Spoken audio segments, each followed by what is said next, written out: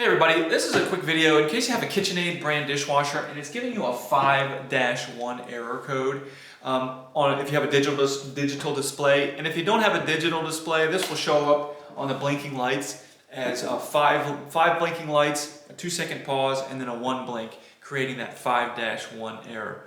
And so what this is this is a door error. And so the number one reason this is going to happen is, you start it, or we hit start or resume, and then you close the door. And actually, if you hit start and then you don't close the door fast enough, then it will throw up this error. So the one reason that you might be getting it is just that. But another reason might be that something in the harness or the door or the latch is damaged or not working properly, and so it's not sensing the door is shut when it is.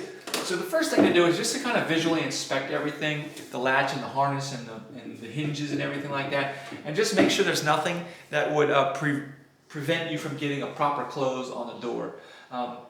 If you've checked that and everything's good, the next thing to check, and at this point you might want to call a technician, but the next thing to check would be the actual wiring connected to the latch and everything like that, and see if there's a wiring issue that's causing this error.